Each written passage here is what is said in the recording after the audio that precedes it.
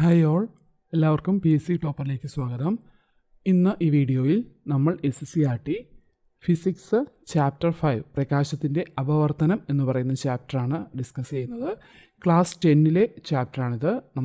നിങ്ങൾക്കറിയാം, നമ്മുടെ ചാനലിൽ നമ്മൾ SSCRT സോഷ്യൽ സയൻസ് ക്ലാസ് 5 മുതൽ ക്ലാസ് 10 വരെ എല്ലാ ചാപ്റ്റേഴ്സും, അതുപോലെ സയൻസിൻ്റെ ക്ലാസ് 9 വരെ എല്ലാ ചാപ്റ്റേഴ്സും, അതുപോലെ 10ലെ ബയോളജി കംപ്ലീറ്റ് ആയിട്ടും ഫിസിക്സിൻ്റെ 5ാമത്തെ ചാപ്റ്റർ വരെയാണ് നമ്മൾ ക്ലാസ്സുകൾ നൽകിയിട്ടുള്ളത്. ബാക്കി നമുക്ക് കെമിസ്ട്രിയുടെ 10ലെ ക്ലാസ്സുകളും അതുപോലെ ഫിസിക്സിൻ്റെ ബാക്കി ചാപ്റ്റേഴ്സുമാണ് നമുക്ക് നോക്കാനുള്ളത്. നമ്മൾ താമസിക്കാതെ തന്നെ ക്ലാസ്സുകൾ നിങ്ങൾക്ക് തരുന്നതായിരിക്കും. നിങ്ങൾ SSCRT ക്ലാസ്സുകളെല്ലാം നന്നായിട്ട് തന്നെ പഠിച്ചു പോവുക, നന്നായിട്ട് പ്രിപ്പയർ ചെയ്യുക. നമുക്കറിയാം, നമ്മുടെ ആ ഒരു PSC എക്സാമിൻ്റെ സിലബസ് തന്നെ ഫോം ചെയ്തിരിക്കുന്നത് ടെക്സ്റ്റ് ബുക്ക് ബേസ് ചെയ്തിട്ടാണ്. അതുകൊണ്ട് നമുക്ക് ടെക്സ്റ്റ് ബുക്കിലെ കാര്യങ്ങൾ ഏറ്റവും സിമ്പിളായിട്ട് പഠിക്കാനുള്ളതെല്ലാം നമ്മൾ പഠിച്ചു പോകണം.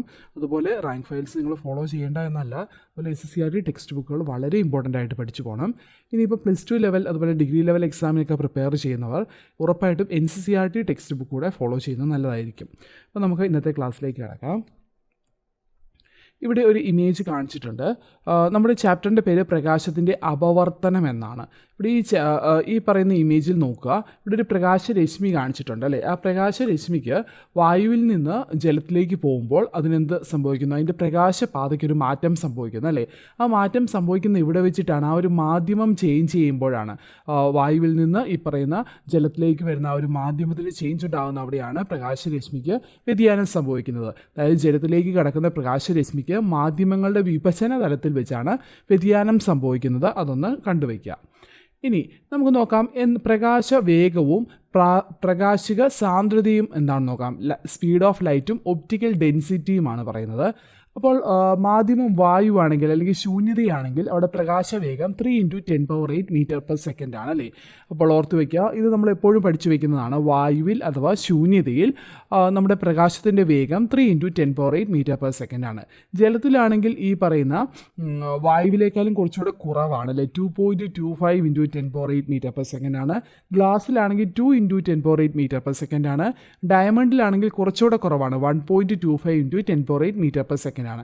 അപ്പോൾ പ്രകാശത്തിന് ഏറ്റവും കൂടുതൽ വേഗതയുള്ളത് എവിടെയാണ്? ഇത് ശൂന്യതയിലാണ് അല്ലെങ്കിൽ വായുവിലാണെന്ന് പറയാം. 3 × 10⁸ m/s ആണ്. ഈ തന്നിട്ടുള്ളതിൽ പ്രകാശത്തിന് ഏറ്റവും വേഗത കുറവ് വജ്രത്തിലാണ്, 1.25 × 10⁸ ആണ്. ഈ വാല്യൂസ് രണ്ടും പഠിച്ചു വെക്കണേ. ഇനി നമുക്ക് നോക്കാം, എന്താണ് പ്രകാശിക സാന്ദ്രത അഥവാ ഒപ്റ്റിക്കൽ ഡെൻസിറ്റി എന്ന്. ഓരോ മാധ്യമത്തിൻ്റെയും സവിശേഷതകൾ അതിലൂടെയുള്ള പ്രകാശവേഗത്തെ സ്വാധീനിക്കുന്നു. പ്രകാശവേഗത്തെ സ്വാധീനിക്കാനുള്ള ഒരു മാധ്യമത്തിൻ്റെ കഴിവാണ് പ്രകാശിക സാന്ദ്രത അഥവാ ഒപ്റ്റിക്കൽ ഡെൻസിറ്റി എന്ന് പറയുന്നത്. നമുക്കറിയാം, നമ്മളിവിടെ വായു അഥവാ ശൂന്യതയിൽ പ്രകാശത്തിൻ്റെ വേഗം പറഞ്ഞു, 3 × 10⁸ ആണെന്ന് പറഞ്ഞു. വജ്രമാണെങ്കിൽ 1.25 × 10⁸ ആണെന്ന് പറഞ്ഞു. അപ്പോൾ ഇവിടെ ഓരോ മാധ്യമത്തിൻ്റെയും സവിശേഷതകളാണ് ഈ പറയുന്ന മാധ്യമത്തിലൂടെയുള്ള പ്രകാശത്തിൻ്റെ വേഗതയെ സ്വാധീനിക്കുന്നത്. അങ്ങനെ പ്രകാശവേഗതയെ സ്വാധീനിക്കാനുള്ള ഒരു മാധ്യമത്തിൻ്റെ കഴിവിനെയാണ് നമ്മൾ ഒപ്റ്റിക്കൽ ഡെൻസിറ്റി അഥവാ പ്രകാശിക സാന്ദ്രത എന്ന് പറയുന്നത്. ഇനി ഈ പ്രകാശിക സാന്ദ്രത കൂടുമ്പോൾ എന്ത് സംഭവിക്കുന്നു? ആ മാധ്യമത്തിലൂടെയുള്ള പ്രകാശവേഗം കുറയുകയാണ്. അപ്പോൾ പ്രകാശിക സാന്ദ്രത അഥവാ ഒപ്റ്റിക്കൽ ഡെൻസിറ്റി ഈ തന്നിരിക്കുന്ന ടേബിളിൽ ഏറ്റവും കൂടുതൽ ഏതിനാണ്? അത് വജ്രത്തിനാണ് അല്ലേ. അപ്പോൾ പ്രകാശിക സാന്ദ്രത കൂടുമ്പോൾ ആ മാധ്യമത്തിലൂടെയുള്ള പ്രകാശത്തിൻ്റെ വേഗം കുറയുകയാണ്. അപ്പോൾ വജ്രത്തിന് ഇവിടെ 1.25 × 10⁸ മാത്രമാണ് പ്രകാശത്തിൻ്റെ വേഗതയുള്ളത്. അതുകൊണ്ട് തന്നെ ഇവിടെ പ്രകാശിക സാന്ദ്രത കൂടുതലായിരിക്കും, ഒപ്റ്റിക്കൽ ഡെൻസിറ്റി കൂടുതലായിരിക്കും. അതൊന്ന് അറിഞ്ഞു വയ്ക്കുക. ഇനി പ്രകാശത്തിൻ്റെ അപവർത്തനം അഥവാ റിഫ്രാക്ഷൻ ഓഫ് ലൈറ്റ് നോക്കാം. മാധ്യമങ്ങളുടെ പ്രകാശിക സാന്ദ്രതയിലുള്ള വ്യത്യാസമാണ് ദിശാവ്യതിയാനത്തിന് കാരണം. നമ്മൾ മുമ്പേ പറഞ്ഞു, ഒരു ടാങ്കിൽ ഈ പറയുന്ന കുറച്ച് വെള്ളമുണ്ട്, അവിടെ ഒരു പ്രകാശരശ്മി വരുന്നു. ആ പ്രകാശരശ്മിക്ക് എന്ത് സംഭവിക്കുന്നു? അതിൻ്റെ ആ ഒരു പാതയ്ക്ക് വ്യത്യാസം വരുന്നു അല്ലേ. പാതയ്ക്ക് വ്യത്യാസം വരുന്നത് നമ്മൾ കണ്ടു. അതായത് ആ ഒരു മാധ്യമത്തിൻ്റെ ആ വിഭജന തലത്തിൽ വെച്ചിട്ടാണ് പാതയ്ക്ക് വ്യത്യാസം വരുന്നത്. അപ്പോൾ മാധ്യമങ്ങളുടെ പ്രകാശ സാന്ദ്രതയിലുള്ള വ്യത്യാസമാണ് ഈ പറയുന്ന പ്രകാശത്തിന് ആ ഒരു അല്ലെങ്കിൽ ദിശാവ്യതിയാനത്തിന് കാരണമാകുന്നത്. ഇത്തരത്തിൽ ഒരു സുതാര്യ മാധ്യമത്തിൽ നിന്നും പ്രകാശ സാന്ദ്രതയിൽ വ്യത്യാസമുള്ള മറ്റൊരു മാധ്യമത്തിലേക്ക് പ്രകാശം ചെരിഞ്ഞു പതിക്കുമ്പോൾ മാധ്യമങ്ങളുടെ വിഭജന തലത്തിൽ വെച്ച് അതിൻ്റെ പാതയ്ക്ക് വ്യതിയാനം സംഭവിക്കുന്നു. ഇതിനെ അപവർത്തനം അഥവാ റിഫ്രാക്ഷൻ എന്ന് പറയുന്നു. അപ്പോൾ നമ്മൾ ഈ ഒരു ചാപ്റ്ററിൻ്റെ ആദ്യം കണ്ട ഇമേജ് എന്തിനെയാണ് അവിടെ റെപ്രസെൻറ്റ് ചെയ്യുന്നത്? അത് റിഫ്രാക്ഷനെയാണ് കാണിക്കുന്നത്, അപവർത്തനത്തെയാണ് കാണിക്കുന്നത്. അപ്പോൾ എന്താണ് അപവർത്തനം എന്ന് പഠിച്ചു വെക്കണം? ഒരു സുതാര്യ മാധ്യമത്തിൽ നിന്ന് പ്രകാശ സാന്ദ്രതയിൽ വ്യത്യാസമുള്ള മറ്റൊരു മാധ്യമത്തിലേക്ക് പ്രകാശം ചെരിഞ്ഞു പതിക്കുമ്പോൾ മാധ്യമങ്ങളുടെ വിഭജന തലത്തിൽ വെച്ച് അതിൻ്റെ പാതയ്ക്ക് വ്യത്യാസം സംഭവിക്കുന്നു. ഇതാണ് അപവർത്തനം അഥവാ റിഫ്രാക്ഷൻ. വളരെ ഇമ്പോർട്ടൻ്റ് ആണ്. ഇനി ഇവിടെ നമുക്ക് അതുപോലെ തന്നെ കാണിച്ചിട്ടുണ്ട്, വായുവിൽ നിന്ന് ഗ്ലാസ്സിലേക്ക്, അതായത് പ്രകാശിക സാന്ദ്രത കുറഞ്ഞ മാധ്യമത്തിൽ നിന്ന് കൂടിയതിലേക്ക്. നമ്മൾ പറഞ്ഞു പ്രകാശിക സാന്ദ്രത കുറവുള്ളതിലാണ് പ്രകാശത്തിന് ഏറ്റവും കൂടുതൽ വേഗതയുള്ളത്. അപ്പോൾ വായുവിൽ അഥവാ ശൂന്യതയിലാണ് പ്രകാശത്തിന് ഏറ്റവും കൂടുതൽ വേഗതയുള്ളത്, അല്ലേ? അതുകൊണ്ട് ഇവിടെ പറഞ്ഞിട്ടുണ്ട് പ്രകാശിക സാന്ദ്രത കുറഞ്ഞ മാധ്യമമാണ് വായു. അതിൽ നിന്ന് കൂടിയത് ഗ്ലാസ്സിലേക്ക് പോകുമ്പോഴേക്കും അപവർത്തന രശ്മി എന്താണ് ആ റിഫ്രാക്ഷൻ സംഭവിക്കുന്ന ആ ഒരു രശ്മി ലംബത്തോട് അടുക്കുകയാണ്. ഇവിടെ കണ്ടോ, ലംബത്തോട് അടുത്ത് വരികയാണ് ചെയ്യുന്നത്.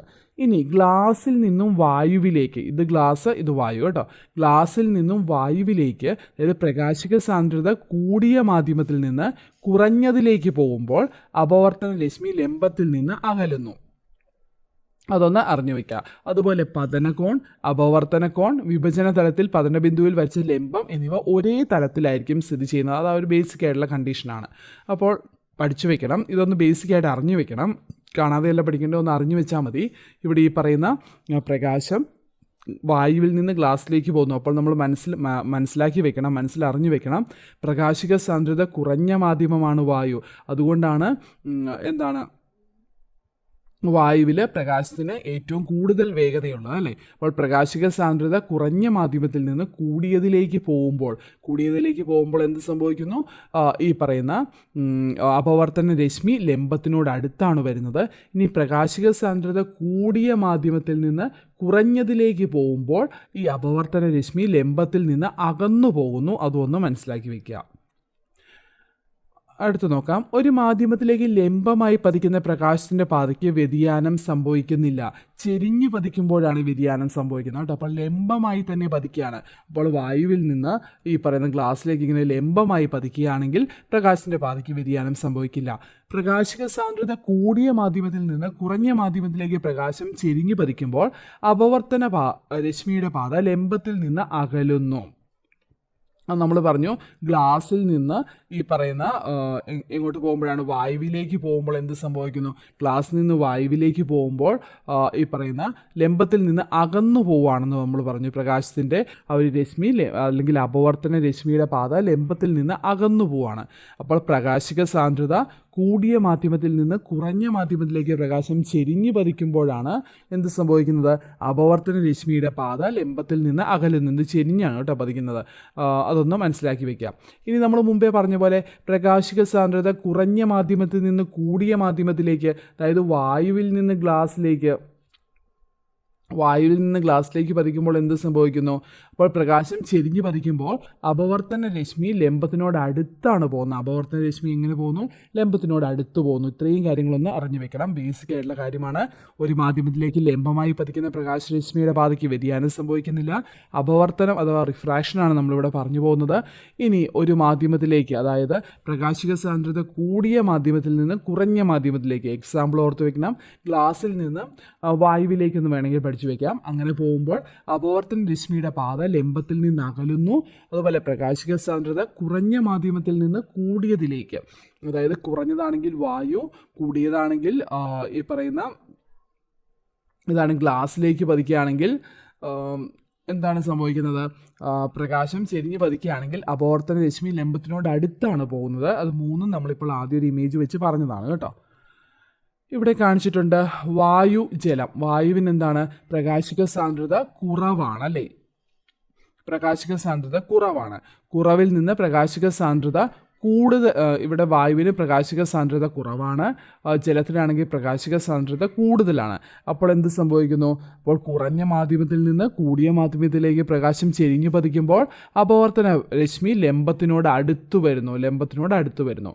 ഇനി നോക്കുക, ഈ പറയുന്ന നമ്മൾ പറഞ്ഞു കുത്തനെയാണ് പ്രകാശരശ്മി പതിക്കുന്നതെങ്കിൽ വായുവിൽ നിന്ന് ജലത്തിലേക്ക് അല്ലെങ്കിൽ പ്രകാശിക സാന്ദ്രത കുറഞ്ഞതിൽ നിന്ന് കൂടിയതിലേക്ക് കുത്തനെ പതിക്കുകയാണെങ്കിൽ എന്ത് സംഭവിക്കുന്നു? രശ്മിക്ക് ഒരു വ്യത്യാസവും വരുന്നില്ല, ചെരിഞ്ഞു പതിക്കുമ്പോഴാണ് വ്യത്യാസം വരുന്നത്. ഇനി അതുപോലെ പ്രകാശിക സാന്ദ്രത കുറഞ്ഞതിൽ നിന്ന്, അല്ലെങ്കിൽ ഇവിടെ ജലവും ഗ്ലാസുമാണ് തന്നിട്ടുള്ളത്. അപ്പോൾ ജലത്തിനാണല്ലേ കുറവ് ഗ്ലാസിനെ വെച്ച് നോക്കുമ്പോൾ. അപ്പോൾ ജലത്തിന് കുറവും ഗ്ലാസ്സിന് കൂടുതലുമാണ്. അപ്പോൾ പ്രകാശിക സാന്ദ്രത കുറഞ്ഞ ജലത്തിൽ നിന്ന് ഗ്ലാസ്സിലേക്ക്, അല്ലെങ്കിൽ ഇവിടെ ഇമേജ് കാണിച്ചിട്ടുള്ളത് ഗ്ലാസ്സിൽ നിന്ന് ജലത്തിലേക്ക് പോകുന്നതാണ് കേട്ടോ. അപ്പോൾ കൂടിയതിൽ നിന്ന് കുറഞ്ഞതിലേക്ക്. പക്ഷേ ഇവിടെ കുത്തനെ ആയതുകൊണ്ട് ഇവിടെ ഒരു ചേഞ്ചും വരുന്നില്ല.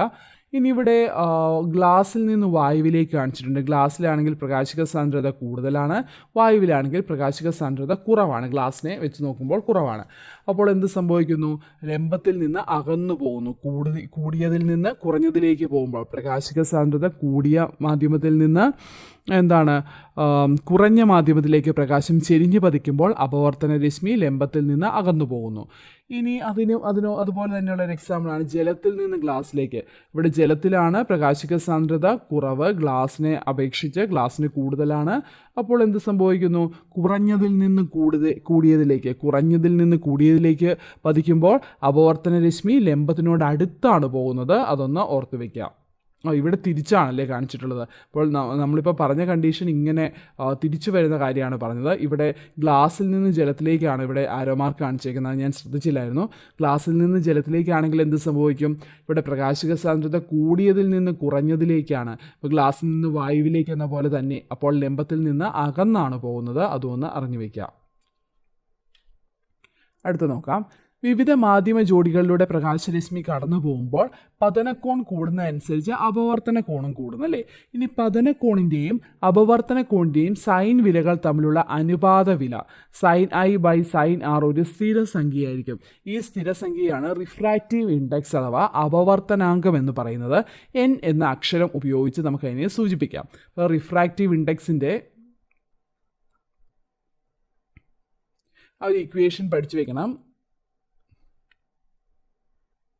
sin i by sin r ആണ്, വളരെ ഇമ്പോർട്ടൻ്റ് ആണ് കേട്ടോ. സൈൻ വാല്യൂസ് ആണ് എടുക്കുന്നത്. പതനകോണിൻ്റെയും അപവർത്തന കോണിൻ്റെയും സൈൻ വിലകൾ തമ്മിലുള്ള അനുപാത വില എന്ന് പറയാം, sin i by sin r. ഇനി അപവർത്തന നിയമങ്ങൾ, റിഫ്രാക്റ്റീവ് ലോസ് നമുക്ക് നോക്കാം.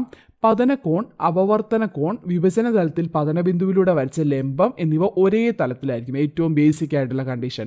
പതനകോൺ, അപവർത്തന കോൺ, വിഭജന തലത്തിൽ പതനബിന്ദുവിലൂടെ വരച്ച ലംബം എന്നിവ ഒരേ തലത്തിലായിരിക്കും. ഇപ്പം ഇങ്ങനെ പറയുകയാണെങ്കിൽ പതനകോൺ ഉണ്ടാവും, അപവർത്തന കോൺ ഉണ്ടാവും, ഈ ഒരു ലംബം ഇതെല്ലാം ഒരേ തലത്തിലായിരിക്കും. ഇനി പതനകോണിൻ്റെയും അപവർത്തന കോണിൻ്റെയും സൈൻ വിലകൾ തമ്മിലുള്ള അനുപാത വില sin i by sin r ഒരു സ്ഥിര സംഖ്യയായിരിക്കും. ഇതിനെ നമ്മൾ സ്നെൽസ് ലോ എന്ന് പറയും. ഓക്കെ, സ്നെൽ നിയമം എന്നറിയപ്പെടുന്ന ഇതാണ്. ഈ ഒരു സംഖ്യയെ നമുക്ക് റിഫ്രാക്റ്റീവ് ഇൻഡെക്സ് അഥവാ അപവർത്തനാങ്കം എന്ന് പറയാം. ഇനി n എന്ന അക്ഷരം ഉപയോഗിച്ച് സൂചിപ്പിക്കാം. ഇത് വളരെ ഇമ്പോർട്ടൻ്റ് ആണ്. അപ്പോൾ പതനകോണിൻ്റെയും അപവർത്തന കോണിൻ്റെയും സൈൻ വിലകൾ തമ്മിലുള്ള അനുപാത വില സ്ഥിരസംഖ്യയാണ്. ഇതാണ് സ്നെൽസ് നിയമം എന്നറിയപ്പെടുന്നത്. ഇനി sin i by sin r is equal to n എന്ന് റെപ്രസെൻറ്റ് ചെയ്യാം. അതിനെ അപവർത്തനാങ്കം അഥവാ റിഫ്രാക്റ്റീവ് ഇൻഡെക്സ് എന്ന് വിളിക്കാം. ഇനി മാധ്യമങ്ങളിലെ പ്രകാശവേഗവും അപവർത്തനാങ്കവും നോക്കാം. വായുവിലെ പ്രകാശവേഗവും ഗ്ലാസ്സിലെ പ്രകാശവേഗവും തമ്മിലുള്ള അനുപാത സംഖ്യയുമായിട്ട് എന്തെങ്കിലും ബന്ധമുണ്ടോ ഇതിന്? അപ്പോൾ നമുക്ക് നോക്കാം. വായുവിലെ പ്രകാശവേഗം എത്രയാണ്? 3 × 10⁸ മീറ്റർ പെർ സെക്കൻഡ് ആണ്. ഗ്ലാസ്സിലെ ആണെങ്കിൽ 2 × 10⁸ മീറ്റർ പെർ സെക്കൻഡ് ആണ് അല്ലേ. അപ്പോൾ വായുവിലെ പ്രകാശവേഗം ഡിവൈഡ് ബൈ ഗ്ലാസ്സിലെ പ്രകാശവേഗം നമ്മൾ സബ്സ്റ്റിറ്റ്യൂട്ട് ചെയ്ത് കഴിയുമ്പോൾ നമുക്ക് 1.5 എന്ന് വാല്യൂ കിട്ടും. ഇത് വായുവിനെ അപേക്ഷിച്ചുള്ള ഗ്ലാസിൻ്റെ അപവർത്തനാങ്കത്തിന് തുല്യമാണ്. അതായത് വായുവിനെ അപേക്ഷിച്ചിട്ടുള്ള ഗ്ലാസിൻ്റെ അപവർത്തനാങ്കത്തിന് തുല്യമാണ് ഈ 1.5 എന്ന് പറയുന്ന വാല്യൂ. അതായത് പ്രകാശരശ്മി മാധ്യമം 1-ൽ നിന്ന് മാധ്യമം 2-ലേക്ക് കടന്നു വരുന്നു. അതിവിടെ നമ്മൾ ഇമേജ് കാണിച്ചിട്ടില്ല. അപ്പോൾ പ്രകാശരശ്മി മാധ്യമം 1 നിന്ന് മാധ്യമം 2 കടന്നു വരുന്നു. അപ്പോൾ മാധ്യമം 1 പ്രകാശവേഗം v1ഉം മാധ്യമം 2 പ്രകാശവേഗം v2ഉമാണെന്ന് നമ്മൾ സങ്കല്പിക്കുന്നു. മാധ്യമം 1 അപേക്ഷിച്ച് മാധ്യമം 2 അപവർത്തനാങ്കം നമുക്ക് n12 എന്ന് റെപ്രസെൻറ്റ് ചെയ്യാം. 1 അപേക്ഷിച്ച് 2 അപവർത്തനാങ്കം. ഇനി 2 അപേക്ഷിച്ച് മാധ്യമം 1 അപവർത്തനാങ്കമാണെങ്കിൽ n21 എന്ന് റെപ്രസെൻറ്റ് ചെയ്യുക അല്ലേ. അപ്പോൾ n21 ആണെങ്കിൽ മാധ്യമം 1 പ്രകാശവേഗം v1 ഡിവൈഡഡ് ബൈ മാധ്യമം 2 പ്രകാശവേഗമായിരിക്കും. അതിനൊരു ബേസിക് ആയിട്ടുള്ളൊരു ഇക്വേഷനാണ് ഇവിടെ ജനറേറ്റ് ചെയ്തിട്ടുള്ളത്. അപ്പോൾ നമുക്ക് ഇനി n12 ആണെങ്കിലോ മാധ്യമം 2 പ്രകാശവേഗം ഡിവൈഡ് ബൈ മാധ്യമം 1 പ്രകാശവേഗമായിരിക്കും. അപ്പോൾ നമ്മൾക്കിവിടെ 1 2 ആണെങ്കിൽ എപ്പോഴും എന്താണ് ഡിനോമിനേറ്ററിലായിരിക്കും ഈ പറയുന്ന 1 വരുന്നത്. അപ്പോൾ n12 ആണെങ്കിൽ v1 ഡിനോമിനേറ്ററിലായിരിക്കും. ഇനി n21 ആണെങ്കിൽ v2 ഡിനോമിനേറ്ററിലായിരിക്കും. അതൊന്ന് മറക്കാതെ ഓർത്ത് വയ്ക്കുക. അപ്പോൾ n12 ആണെങ്കിൽ അത് മാധ്യമം 1 അപേക്ഷിച്ച് മാധ്യമം 2 അപവർത്തനാങ്കമായിരിക്കും. n21 ആണെങ്കിൽ മാധ്യമം 2 അപേക്ഷിച്ച് മാധ്യമം 1 അപവർത്തനാങ്കമായിരിക്കുമെന്ന് പറയാം. അതായത് മാധ്യമം 2 അപേക്ഷിച്ച് മാധ്യമം 1 അപവർത്തനാങ്കം. അതുകൊണ്ടാണ് n21 = മാധ്യമം 1 പ്രകാശവേഗം v1 ഡിവൈഡഡ് ബൈ മാധ്യമം 2 പ്രകാശവേഗം എന്ന് നമ്മളിവിടെ ഇക്വേഷൻ ഉണ്ടാക്കിയിട്ടുള്ളത്. ഇനി ഇവിടെ നമ്മൾ മുമ്പേ പറഞ്ഞ പോലെ n12 അല്ലേ, n12 ആണെങ്കിൽ v2 ഡിവൈഡഡ് ബൈ v1 ആയിരിക്കും. ഓക്കെ, അതായത് n12 ഇപ്പോഴും ആദ്യം വന്നു കഴിയുമ്പോൾ ഈ പറയുന്ന ഡിനോമിനേറ്ററിലായിരിക്കും v1. അതൊന്ന് ജസ്റ്റ് ഒന്ന് ഓർത്ത് വെക്കാൻ വേണ്ടി പറഞ്ഞതാണ്. ഇനി ആപേക്ഷിക അപവർത്തനാങ്കം, റിലേറ്റീവ് റിഫ്രാക്റ്റീവ് ഇൻഡെക്സ്, ഒരു മാധ്യമത്തിന് മറ്റൊരു മാധ്യമത്തെ അപേക്ഷിച്ചുള്ള അപവർത്തനാങ്കത്തെയാണ് റിലേറ്റീവ് റിഫ്രാക്റ്റീവ് ഇൻഡെക്സ് എന്ന് പറയുന്നത്. അതാണ് നമ്മളിപ്പോൾ പറഞ്ഞത്. അപവർത്തനാങ്കമല്ല, ആപേക്ഷിക അപവർത്തനാങ്കം, ഒരു മാധ്യമത്തിന് മറ്റൊരു മാധ്യമത്തെ അപേക്ഷിച്ചിട്ടുള്ള അപവർത്തനാങ്കം. അത് ഒന്ന് ഓർത്ത് വയ്ക്കുക. അപ്പോൾ നമ്മൾ n12 ആണെങ്കിൽ എന്താണ് മാധ്യമം 2 മാധ്യമം 1 അപേക്ഷിച്ചിട്ടുള്ള അപവർത്തനാങ്കം എന്ന് പറയാം അല്ലേ. അപ്പോൾ മാധ്യമം 1 മാധ്യമം 2 അപേക്ഷിച്ചിട്ടുള്ളതാണെങ്കിൽ അത് n21 ആണ്. അതൊന്ന് ഓർത്ത് വയ്ക്കുക കേട്ടോ. അപ്പോൾ ഇവിടെ ശൂന്യതയെ അപേക്ഷിച്ച് ഒരു മാധ്യമത്തിൻ്റെ അപവർത്തനാങ്കത്തെ നമ്മൾ അബ്സല്യൂട്ട് റിഫ്രാക്റ്റീവ് ഇൻഡെക്സ് അഥവാ കേവല അപവർത്തനാങ്കം എന്ന് പറയും. അപ്പോൾ മാധ്യമം 1 അപേക്ഷിച്ച് മാധ്യമം 2 അപവർത്തനാങ്കമൊക്കെ പറഞ്ഞു നമ്മൾ. അത് റിലേറ്റീവ് റിഫ്രാക്റ്റീവ് ഇൻഡെക്സിനുള്ള എക്സാമ്പിളാണ്. ഇനി ശൂന്യതയെ അപേക്ഷിച്ച് ഒരു മാധ്യമത്തിൻ്റെ അപവർത്തനാങ്കത്തെ കേവല അപവർത്തനാങ്കം അഥവാ അബ്സല്യൂട്ട് റിഫ്രാക്റ്റീവ് ഇൻഡെക്സ് എന്ന് പറയുന്നു. വായുവിലെ പ്രകാശവേഗതയും ശൂന്യതയിലെ വേഗതയും ഏകദേശം തുല്യമായതുകൊണ്ട് അപവർത്തനാങ്കം കണക്കാക്കാൻ ശൂന്യതയിലെ വേഗം തന്നെയാണ് വായുവിലെ വേഗമായി പരിഗണിക്കുന്നത്. നമ്മൾ മുമ്പേ പറഞ്ഞു വായുവിലെ പ്രകാശത്തിൻ്റെ വേഗത അഥവാ ശൂന്യതയിലെ പ്രകാശത്തിൻ്റെ വേഗത രണ്ടും ഈക്വലായിട്ട് നമ്മൾ 3 × 10⁸ m/s ആണെന്ന് പറഞ്ഞല്ലേ. അത് തന്നെയാണ് ഇവിടെ പറഞ്ഞിട്ടുള്ളത്. വായുവിലെ പ്രകാശവേഗതയും ശൂന്യതയിലെ പ്രകാശവേഗതയും ഏകദേശം തുല്യമാണ്. അതുകൊണ്ട് അപവർത്തനാങ്കം കണക്കാക്കാൻ ശൂന്യതയിലെ വേഗം തന്നെയാണ് വായുവിലെ വേഗമായിട്ട് പരിഗണിക്കുന്നത്. അപ്പോൾ വായുവിലെ അല്ലെങ്കിൽ ശൂന്യതയിലെ പ്രകാശവേഗം c എന്നും ഒരു മാധ്യമത്തിലെ പ്രകാശവേഗം v എന്നും സങ്കല്പിച്ചാൽ മാധ്യമത്തിൻ്റെ കേവല അപവർത്തനാങ്കം എന്താണ്? പ്രകാശത്തിൻ്റെ വായുവിലെ വേഗം ഡിവൈഡ് ബൈ പ്രകാശത്തിൻ്റെ മാധ്യമത്തിലെ വേഗമാണ്. അപ്പോൾ c/v എന്ന് നമുക്കതിനെ ആ ഒരു ഇക്വേഷൻ നമുക്കിങ്ങനെ എഴുതാം. c/v എന്ന് വരും. അതായത് ഇവിടെ അപവർത്തനാങ്കം പറഞ്ഞിട്ടുള്ളത് ശൂന്യതയെ അപേക്ഷിച്ചിട്ടുള്ള മാധ്യമത്തിൻ്റെ പ്രകാശത്തിൻ്റെ ശൂന്യതയിലെ വേഗതയെ വെച്ചിട്ടുള്ള ഒരു അപവർത്തനാങ്കമാണ് നമ്മൾ പറഞ്ഞിട്ടുള്ളത്. അപ്പോൾ പ്രകാശത്തിൻ്റെ വായുവിലെ വേഗം ഡിവൈഡ് ബൈ പ്രകാശത്തിൻ്റെ മാധ്യമത്തിലെ വേഗം. വായുവിലെ വേഗം എന്ന് വെച്ചാൽ അത് ശൂന്യതയിലെ വേഗത്തിന് ഈക്വലൻ്റ് ആയതുകൊണ്ടാണ് ഇവിടെ വായുവിലെ വേഗം എന്ന് കാണിച്ചിട്ടുള്ളത് കേട്ടോ. അതാണ് നമ്മുടെ അബ്സല്യൂട്ട് റിഫ്രാക്റ്റീവ് ഇൻഡെക്സ്. ശൂന്യതയെ അപേക്ഷിച്ച് ഒരു മാധ്യമത്തിൻ്റെ അപവർത്തനാങ്കം, കേവല അപവർത്തനാങ്കം അഥവാ അബ്സല്യൂട്ട് റിഫ്രാക്റ്റീവ് ഇൻഡെക്സ് എന്നറിയപ്പെടുന്നു. അതിനാണ് നമ്മളിവിടെ c/v എന്ന് പറയുന്ന ഇക്വേഷൻ കണ്ടെത്തിയിട്ടുള്ളത്. c ആണെങ്കിൽ പ്രകാശത്തിൻ്റെ ശൂന്യതയിലെ അഥവാ വായുവിലെ വേഗമാണ്. v ആണെങ്കിൽ പ്രകാശത്തിൻ്റെ മാധ്യമത്തിലെ വേഗമാണ്. ഈ കേവല അപവർത്തനാങ്കത്തിന് അപവർത്തനാങ്കം എന്ന് തന്നെയാണ് പറയുന്നത് കേട്ടോ. അതായത് അബ്സല്യൂട്ട് റിഫ്രാക്റ്റീവ് ഇൻഡെക്സിന് നമ്മൾ റിഫ്രാക്റ്റീവ് ഇൻഡെക്സ് എന്ന് പറഞ്ഞ് തന്നെയാണ് സാധാരണ റെപ്രസെൻ്റ് ചെയ്യുന്നത്. ഇനി ഒരു പെൻസിൽ നമ്മളൊരു ഇവിടെ ഒരു പാത്രത്തിൽ വെള്ളത്തിലൊരു പെൻസിൽ വെച്ചിട്ടുണ്ട്. അപ്പോൾ പെൻസിൽ വളഞ്ഞു കാണുന്നല്ലേ. അപ്പോൾ പെൻസിലിൻ്റെ വായുവിൻ്റെ ഭാഗത്തു നിന്ന് പ്രതിപതിച്ചു വരുന്ന ആ ഒരു പ്രകാശരശ്മികൾക്ക് ദിശാവ്യതിയാനം സംഭവിക്കുന്നില്ല. എന്നാൽ ജലത്തിനുള്ളിലെ ഭാഗത്തു നിന്ന് പ്രതിപതിച്ചു വരുന്ന പ്രകാശത്തിന് ദിശാവ്യതിയാനം സംഭവിച്ച ശേഷമാണ് നമ്മുടെ കണ്ണിൽ പതിക്കുന്നത്. അതുകൊണ്ടാണ് ഈ ഭാഗം ഒരു യഥാർത്ഥ സ്ഥാനത്ത് നിന്ന് അല്പം മാറിയിട്ടുള്ളതായിട്ട് നമുക്ക് കാണാൻ സാധിക്കുന്നത്. അത് ഈ പറയുന്ന റിഫ്രാക്ഷൻ മൂലമാണ്. അതൊന്ന് അറിഞ്ഞു വയ്ക്കുക. അപവർത്തനം എന്ന് പറയാം. ഇനി പൂർണ്ണാന്തര പ്രതിപതനം അഥവാ ടോട്ടൽ ഇൻറ്റേർണൽ റിഫ്ലക്ഷൻ എന്താണെന്ന് നോക്കാം. പ്രകാശരശ്മി പ്രകാശിക സാന്ദ്രത കൂടിയ മാധ്യമത്തിൽ നിന്ന് പ്രകാശിക സാന്ദ്രത കുറഞ്ഞ മാധ്യമത്തിലേക്ക് കടക്കുമ്പോൾ അപവർത്തന കോൺ 90 ഡിഗ്രി ആകുന്ന സന്ദർഭത്തിലെ പതന കോണാണ് ക്രിട്ടിക്കൽ കോൺ എന്ന് പറയുന്നത്. ജലത്തിലെ ക്രിട്ടിക്കൽ കോൺ അളവ് 48.6 ഡിഗ്രിയാണ്. അപ്പോൾ നമ്മളത് മനസ്സിലാക്കണമെങ്കിൽ ഇവിടെ കാണിച്ചിട്ടുണ്ട്. ഈ പറയുന്ന നമ്മുടെ ജലത്തിൽ നിന്ന് വായുവിലേക്ക്, ജലം ഒരു മാധ്യമം, വായു മറ്റൊരു മാധ്യമം, ജലത്തിൽ നിന്ന് വായുവിലേക്ക് പ്രകാശരശ്മി പതിക്കുകയാണ് അല്ലേ. അപ്പോൾ എന്ത് സംഭവിക്കുന്നു? പ്രകാശരശ്മി പ്രകാശിക സാന്ദ്രത കൂടിയ മാധ്യമത്തിൽ നിന്ന് കുറഞ്ഞ മാധ്യമത്തിലേക്കാണ് കടക്കുന്നത്. നോക്കിയേ, ജലത്തിൽ പ്രകാശിക സാന്ദ്രത വായുവിനേക്കാൾ കൂടുതലാണ്. അവിടെ നിന്ന് കുറഞ്ഞതിലേക്ക് കടക്കുമ്പോൾ എന്ത് സംഭവിക്കുന്നു? കുറഞ്ഞതിലേക്ക് കടക്കുമ്പോൾ അപവർത്തന കോൺ 90 ഡിഗ്രി ആകുന്ന സന്ദർഭത്തിലെ പതന കോണിനെയാണ് ക്രിട്ടിക്കൽ കോൺ എന്ന് പറയുന്നത്. അതായത് അപവർത്തന കോൺ ഇവിടെ ഈ മാധ്യമം ഈ ലംബവുമായിട്ട് വെച്ച് നോക്കുമ്പോൾ 90 ഡിഗ്രിയായി മാറി അല്ലേ. അപവർത്തന കോൺ 90 ഡിഗ്രിയായി. അതുകൊണ്ട് തന്നെ ആ ഒരു അപവർത്തന കോൺ 90 ഡിഗ്രി ആകുന്ന സമയത്തെ ആ ഒരു പതന കോണിനെയാണ് നമ്മൾ എന്ത് പറയുന്നത്? ക്രിട്ടിക്കൽ കോണളവ് എന്ന് പറയുന്നത്. അതാണ് ക്രിട്ടിക്കൽ കോണ്. അപ്പോൾ ജലത്തിലെ ക്രിട്ടിക്കൽ കോണളവ് 48.6 ഡിഗ്രിയാണ്. അത് പഠിച്ചു വെക്കണേ. 48.6 ഡിഗ്രി ഓർത്ത് വെക്കണം. അപ്പോൾ നമ്മളിവിടെ കണ്ടു. ഇനി ഈ ഗ്ലാസ്സിൽ നിന്ന് വായുവിലേക്ക് പ്രകാശരശ്മി പോകുമ്പോൾ, ഗ്ലാസ് എന്താണ്? പ്രകാശിക സാന്ദ്രത കൂടിയ മാധ്യമമാണ്. വായു എന്നാൽ പ്രകാശിക സാന്ദ്രത കുറഞ്ഞ മാധ്യമമാണ്. അപ്പോൾ ഗ്ലാസ്സിൽ നിന്ന് വായുവിലേക്ക് പോകുമ്പോൾ എന്ത് സംഭവിക്കുന്നു? ഈ അപവർത്തന കോൺ 90 ഡിഗ്രി ആകുന്ന സമയത്തെ ആ ഒരു ഇവിടുത്തെ ആംഗിൾ എത്രയാണ്? അത് 42 ഡിഗ്രിയാണ് അല്ലേ. പതന കോൺ 42 ഡിഗ്രിയാണ്. അതാണ് ഗ്ലാസിൻ്റെ ക്രിട്ടിക്കൽ കോൺ എന്ന് പറയുന്നത്. അപ്പോൾ നമ്മൾ ജലത്തിൻ്റെ പഠിച്ചു വെക്കണം. 48.6 മാറിപ്പോകരുത്.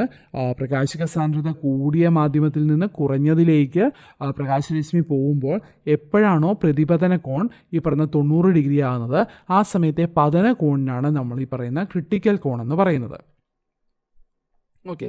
ഇനി പ്രകാശിക സാന്ദ്രത കൂടിയ മാധ്യമത്തിൽ നിന്ന് കുറഞ്ഞ മാധ്യമത്തിലേക്ക് ക്രിട്ടിക്കൽ കോണിനേക്കാൾ കൂടിയ പതന കോണിൽ പ്രകാശരശ്മി പ്രവേശിക്കുമ്പോൾ ആ രശ്മി അപവർത്തനത്തിന് വിധേയമാകാതെ അതേ മാധ്യമത്തിലേക്ക് പ്രതിപദിക്കുന്നതിനെയാണ് ടോട്ടൽ ഇൻറ്റേർണൽ റിഫ്ലക്ഷൻ അഥവാ പൂർണ്ണാന്തര പ്രതിപതനം എന്ന് പറയുന്നത്.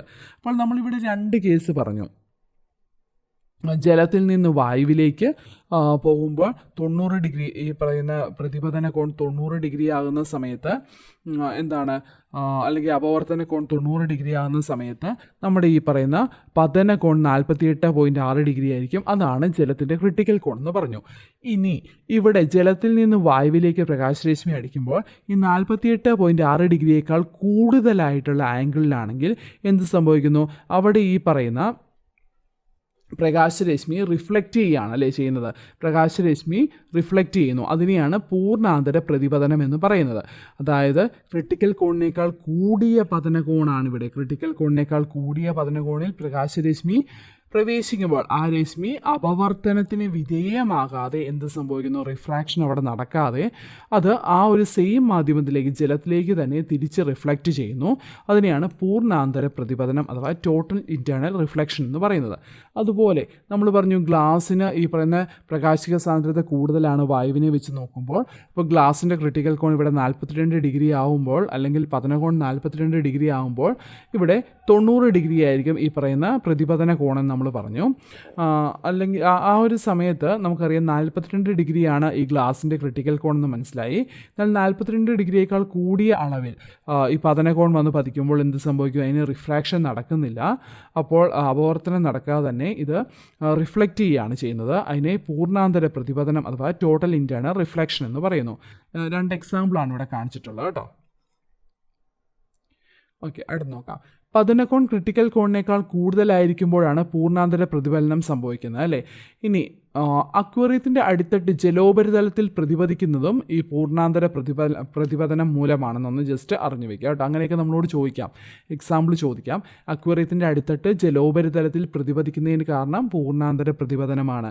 ഇനി നമ്മുടെ റിഫ്രാക്ഷൻ അല്ലെങ്കിൽ അപവർത്തനമാണ് എന്തിന് കാരണമാകുന്നത്? നമ്മുടെ പെൻസിൽ ഇങ്ങനെ ഒരു വെള്ളത്തിൽ ഇറക്കി വയ്ക്കുമ്പോൾ പെൻസിലിനൊരു വളവ് അനുഭവപ്പെട്ട് തോന്നാൻ കാരണം അപവർത്തനമാണ്. അതൊന്ന് അറിഞ്ഞു വയ്ക്കാം. ഇനി നമുക്ക് ഒപ്റ്റിക്കൽ ഫൈബർ യൂസ് ചെയ്യുന്ന കാര്യം അറിയാം. ഒപ്റ്റിക്കൽ ഫൈബറിൽ യൂസ് ചെയ്യുന്ന ടെക്നോളജി എന്താണ്? ടോട്ടൽ ഇൻറ്റേർണൽ റിഫ്ലക്ഷൻ ആണ് അല്ലേ. അപ്പോൾ ഈ ഒപ്റ്റിക്കൽ ഫൈബർ അഥവാ പ്രകാശിക നാരുകൾ എന്ന് പറയാം. അത് മെഡിക്കൽ രംഗത്തെ എൻഡോസ്കോപ്പ് എന്ന ഉപകരണം നിർമ്മിക്കാൻ ഉപയോഗിക്കുന്ന ഒരു സിസ്റ്റമാണ് ഒപ്റ്റിക്കൽ ഫൈബർ എന്ന് പറയുന്നത്. അതൊന്ന് ഓർത്ത് വയ്ക്കുക. അപ്പോൾ ഒപ്റ്റിക്കൽ ഫൈബർ കേബിളുകൾ ഉപയോഗിച്ച് രോഗനിർണയം അതുപോലെ ശരീരത്തിൽ മരുന്നുകളുടെ പ്രവർത്തനമൊക്കെ മനസ്സിലാക്കാൻ ഉപയോഗിക്കുന്നു. അതുപോലെ ചികിത്സാ രംഗത്ത് മാത്രമല്ല വാർത്താവിനിമയ രംഗത്തും ഈ പറയുന്ന ഒപ്റ്റിക്കൽ ഫൈബർ എന്ന് പറയുന്ന ടെക്നോളജി യൂസ് ചെയ്യുന്നുണ്ട്. ഇനി ഒപ്റ്റിക്കൽ ഫൈബർ കേബിളുകളിൽ പ്രകാശത്തിൻ്റെ പൂർണ്ണാന്തര പ്രതിപതനം പ്രയോജനപ്പെടുത്തുന്നു. വ്യത്യസ്ത ആവൃത്തിയിലുള്ള അനേകായിരം സിഗ്നലുകൾ പ്രകാശ തീവ്രതയ്ക്ക് നഷ്ടം സംഭവിക്കാതെ ഒരേ സമയം ഒരു കേബിളിലൂടെ അയക്കാൻ ഇവിടെ സാധിക്കും. പ്രകാശവേഗത്തിൽ ഇത്തരം സിഗ്നലുകൾ വിദൂര സ്ഥലങ്ങളിലേക്ക് എത്തിക്കാൻ സാധിക്കുന്നു. ഇതാണ് വാർത്താവിനിമയത്തിന് ഒപ്റ്റിക്കൽ ഫൈബർ ഉപയോഗിക്കാൻ കാരണമായത്. എന്തുകൊണ്ടാണ് ഒപ്റ്റിക്കൽ ഫൈബർ വാർത്താവിനിമയത്തിന് ഉപയോഗിക്കുന്നത്? അവിടെ പൂർണ്ണാന്തര പ്രതിപതനം ഉപയോഗിക്കുന്നതുകൊണ്ട് തന്നെ അനേകായിരം സിഗ്നലുകൾ, അത് വ്യത്യസ്ത ആവൃത്തിയിലുള്ള ഫ്രീക്വൻസിയിലുള്ള അനേകായിരം സിഗ്നലുകൾ പ്രകാശ തീവ്രതയ്ക്ക് നഷ്ടം സംഭവിക്കാതെ ഒരേ സമയം ഒരു കേബിളിലൂടെ അയക്കാൻ സാധിക്കുന്നത് കൊണ്ടാണ് വിദൂര സ്ഥലങ്ങളിലേക്കൊക്കെയുള്ള വാർത്താവിനിമയത്തിന് ഈ ഒപ്റ്റിക്കൽ ഫൈബർ ഉപയോഗിക്കുന്നത്. നമുക്ക് ലെൻസ് നോക്കാം. നമ്മൾ കഴിഞ്ഞ ദിവസത്തെ ഈ ഫിസിക്സിൻ്റെ തന്നെ 4ാമത്തെ ചാപ്റ്റർ നമ്മൾ മിററിനെ കുറിച്ച് പഠിച്ചിട്ടുണ്ട്, ദർപ്പണങ്ങളെക്കുറിച്ച് പഠിച്ചിട്ടുണ്ടായിരുന്നു. നമ്മൾ ലെൻസിനെ കുറിച്ച് പഠിക്കാം. ഇതൊക്കെ ഇമ്പോർട്ടൻ്റ് ആണ്. ലെൻസ് എന്താണ്? ഗോളോപരിതലങ്ങളുള്ള ഒരു സുതാര്യ മാധ്യമമാണ് ലെൻസ് എന്ന് പറയാം. ഗോളോപരിതലങ്ങളുള്ള ഒരു സുതാര്യ മാധ്യമമാണ് ലെൻസ്. അതൊന്ന് ബേസിക്കായിട്ട് അറിഞ്ഞു വെക്കാം.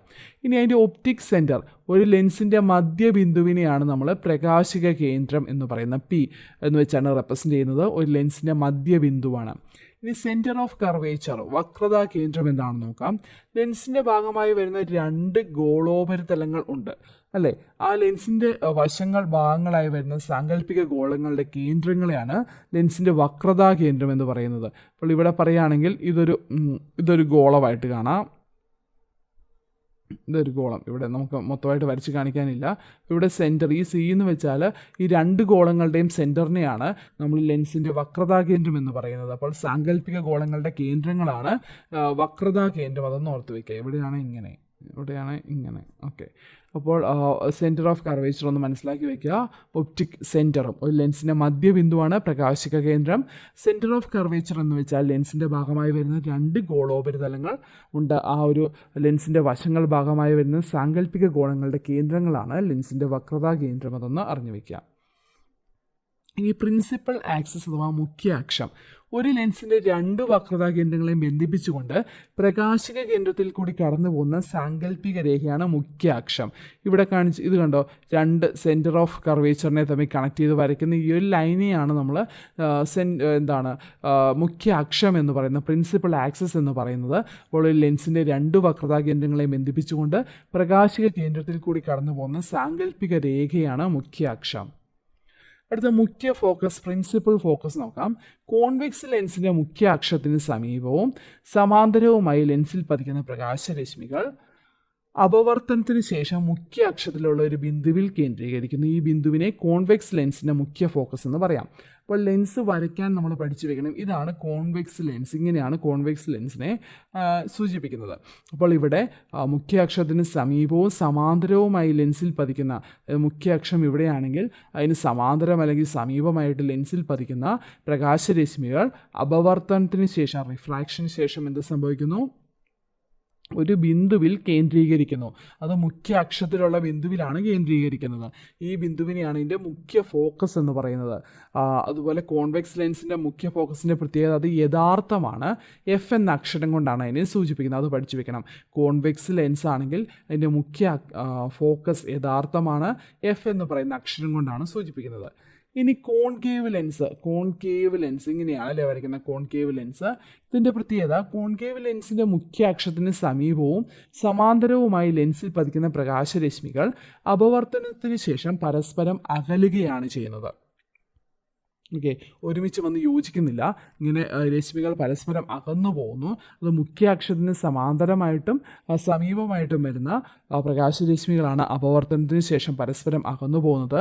ഈ രശ്മികൾ പതനരശ്മികളുടെ അതേ വശത്ത് ഇങ്ങോട്ട് കൂട്ടി വരയ്ക്കുകയാണെങ്കിൽ ഈ അതേ വശത്ത് മുഖ്യ അക്ഷത്തിലെ ഒരു ബിന്ദുവിൽ നിന്ന് പുറപ്പെടുന്നതായിട്ട് തോന്നുന്ന അല്ലേ, തോന്നലാണത്. ഈ ബിന്ദുവാണ് കോൺകേവ് ലെൻസിൻ്റെ മുഖ്യ ഫോക്കസ് അല്ലേ. അപ്പോൾ അത് യഥാർത്ഥമാണോ അല്ല, മിഥ്യയാണ്. കോൺകേവ് ലെൻസിൻ്റെ മുഖ്യ ഫോക്കസ് എവിടെയാണ്? ഇവിടെയാണ് വരുന്നത്. ഈ പറയുന്ന പ്രകാശരശ്മികൾ അപവർത്തനത്തിന് ശേഷം അകന്നു പോകുമ്പോൾ അത് എവിടെയാണ്? മുഖ്യ അക്ഷത്തിൽ എവിടെയോ കൂട്ടി യോജിക്കുന്നതായിട്ട് നമുക്കൊരു തോന്നലുണ്ടാവുന്നു. അതിനെയാണ് ഈ കോൺകേവ് ലെൻസിൻ്റെ മുഖ്യ ഫോക്കസ് എന്ന് പറയുന്നത്. അതുകൊണ്ടാണ് കോൺകേവ് ലെൻസിൻ്റെ മുഖ്യ ഫോക്കസ് മിഥ്യയാണെന്ന് പറയുന്നത് അല്ലേ. കോൺകേവ് ലെൻസ് ഉപയോഗിച്ച് പ്രകാശത്തെ ഒരു ബിന്ദുവിൽ കേന്ദ്രീകരിക്കാൻ കഴിയില്ല. അതുകൊണ്ടാണ് കോൺകേവ് ലെൻസിൻ്റെ മുഖ്യ ഫോക്കസ് മിഥ്യയാണെന്ന് പറയുന്നത്. ഇനി ഫോക്കസ് ദൂരം അഥവാ ഫോക്കൽ ലെന്ത്, പ്രകാശിക കേന്ദ്രത്തിൽ നിന്ന് മുഖ്യ ഫോക്കസിലേക്കുള്ള ദൂരമാണ് ഫോക്കസ് ദൂരം. അതിന് എഫ് എന്ന അക്ഷരം കൊണ്ടാണ് സൂചിപ്പിക്കുന്നത്. പ്രകാശിക കേന്ദ്രത്തിൽ നിന്ന് മുഖ്യ ഫോക്കസിലേക്കുള്ള ദൂരമാണ് ഫോക്കസ് ദൂരം, എഫ് എന്ന അക്ഷരം കൊണ്ട് സൂചിപ്പിക്കുന്നു. ഇനി നമുക്ക് നോക്കാം, ഇവിടെ നമ്മുടെ വസ്തുവിൻ്റെ സ്ഥാനം അതുപോലെ പ്രതിബിംബത്തിൻ്റെ സ്ഥാനമൊക്കെ എവിടെയാണെന്ന് നമുക്ക് നോക്കാം. ഇത് പറഞ്ഞിട്ടുള്ളത് കോൺവെക്സ് ലെൻസ് രൂപീകരിക്കുന്ന പ്രതിബിംബത്തിൻ്റെ സവിശേഷതകളാണ് പറഞ്ഞിട്ടുള്ളത്. അപ്പോൾ നമ്മൾ കഴിഞ്ഞ ദിവസം മിററിൻ്റെ കാര്യം അഥവാ ദർപ്പണത്തിൻ്റെ കാര്യം പറഞ്ഞു. അവിടെ നമ്മൾ പറഞ്ഞത് കോൺകേവ് ദർപ്പണത്തിൻ്റെ കാര്യമാണ് പറഞ്ഞത് അല്ലേ. ഇത് കോൺവെക്സ് ലെൻസിൻ്റെ കാര്യമാണ് പറയുന്നത്. അവിടെ കോൺകേവ് ദർപ്പണത്തിൻ്റെ കാര്യമാണ്. കോൺകേവ് ദർപ്പണത്തിൽ ഈ പറയുന്ന 6 കണ്ടീഷൻസ് നമുക്കുണ്ടായിരുന്നു വസ്തുവിൻ്റെ സ്ഥാനത്തിന്. കോൺകേവ് ദർപ്പണമാകുമ്പോൾ അത് കോൺകേവ് ആണ്. ഇത് കോൺവെക്സ് ലെൻസിൻ്റെ കാര്യമാണ്, പ്രതിബിംബത്തിൻ്റെ സവിശേഷതകളാണ് നമ്മളിപ്പോൾ നോക്കുന്നത്. അപ്പോൾ അത് മാറിപ്പോകരുത്. നമ്മൾ 6 കണ്ടീഷൻസ് പഠിക്കുന്നത് കോൺകേവ് ദർപ്പണത്തിലും കോൺവെക്സ് ലെൻസിലുമാണ്, മാറിപ്പോകരുത്. അപ്പോൾ വസ്തുവിൻ്റെ സ്ഥാനം വിദൂരതയിലാണെങ്കിൽ നമുക്ക് നോക്കാം, ഇമേജ് നമുക്ക് നോക്കാം. വസ്തുവിൻ്റെ സ്ഥാനം വിദൂരതയിലാണെങ്കിൽ എന്ത് സംഭവിക്കുന്നു? പ്രതിബിംബം എഫിലാണ് രൂപീകരിക്കുന്നത്. വസ്തു വിദൂരതയിലാണ്, ഒബ്ജക്റ്റ് അറ്റ് ഇൻഫിനിറ്റി ആണെങ്കിൽ പ്രതിബിംബം എവിടെയാണ്? എഫിലാണ് രൂപീകരിക്കുന്നത്. കോൺവെക്സ് ലെൻസ് ആണ് കേട്ടോ, കോൺവെക്സ് ലെൻസ്. അപ്പോൾ ഇവിടെ എഫിൽ രൂപീകരിക്കുന്നു. ഇനി അതിൻ്റെ പ്രത്യേകത യഥാർത്ഥമായിരിക്കും, തലകീഴായതായിരിക്കും, വളരെ ചെറുതായിരിക്കും കേട്ടോ.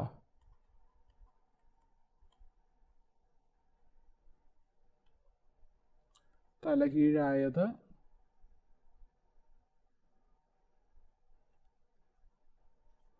വളരെ ചെറുത്. ഇനി 2F'നപ്പുറം, വസ്തുവിൻ്റെ സ്ഥാനം 2F'നപ്പുറമാണെങ്കിൽ എവിടെയായിരിക്കും? എഫിനും 2F'നും ഇടയിലായിരിക്കും. എഫിനും 2F'നും ഇടയിലാണ് ഈ പറയുന്ന ഇമേജ് രൂപം കൊള്ളുന്നത്. എഫിനും 2F'നും ഇടയിൽ. അപ്പോൾ ഇമേജിൻ്റെ പ്രത്യേകത എന്താണ്? യഥാർത്ഥം തലകീഴായത്,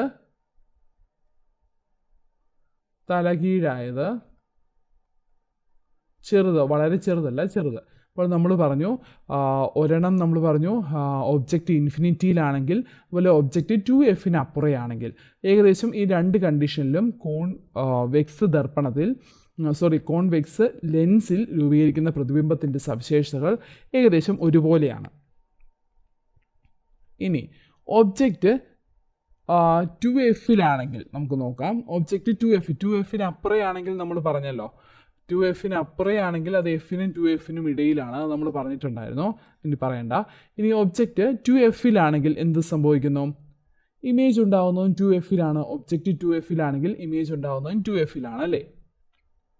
അത് യഥാർത്ഥം തലകീഴായത്, ആ ഒബ്ജക്റ്റിൻ്റെ അതേ വലുപ്പം.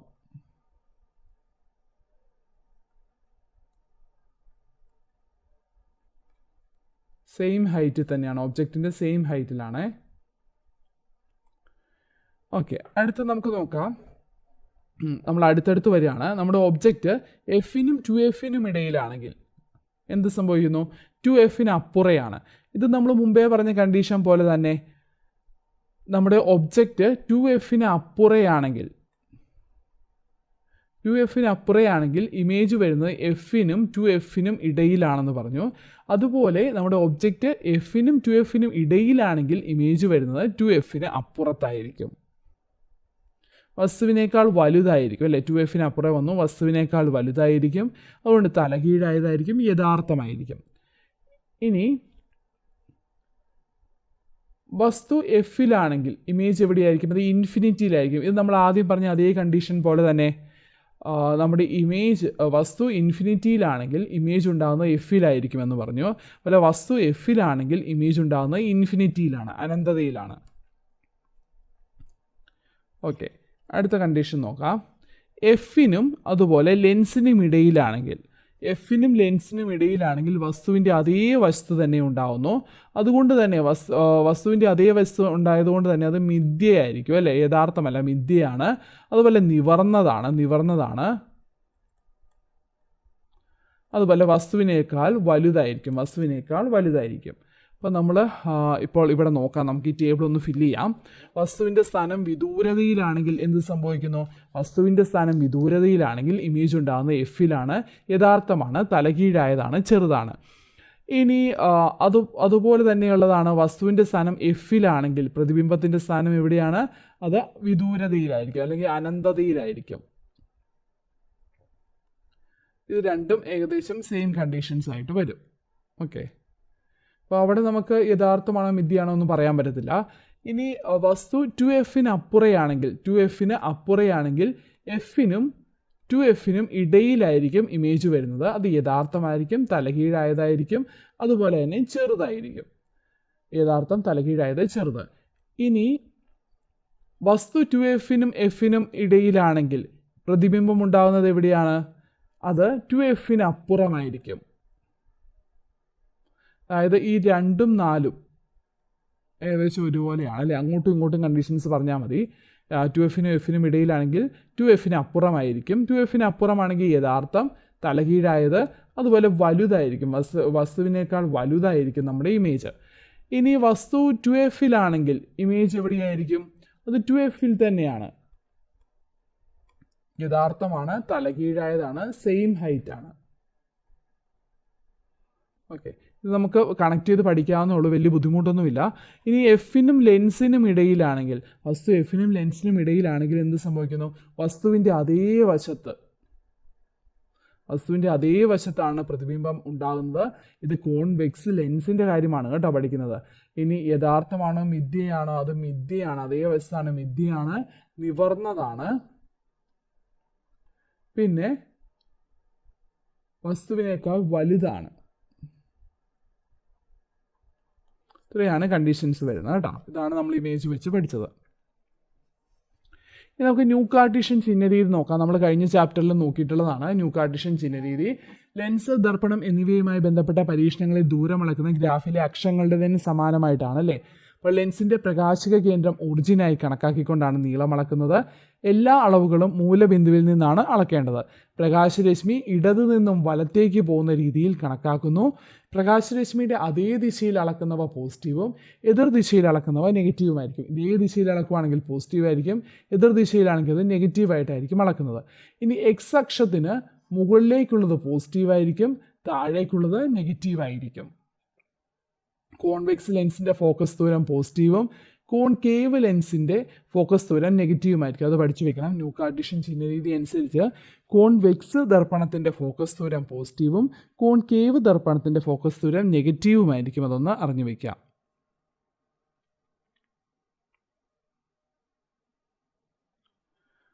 നമ്മൾ ഈ കോൺകേവ് ലെൻസ് രൂപീകരിക്കുന്ന പ്രതിബിംബത്തിൻ്റെ കാര്യം പറയാൻ നമ്മൾ വിട്ടുപോയി. ഇപ്പോൾ നമ്മൾ ഫോക്കൽ ലെൻസിൻ്റെ കാര്യം പറഞ്ഞപ്പോഴാണ് അത് ഓർത്തത്.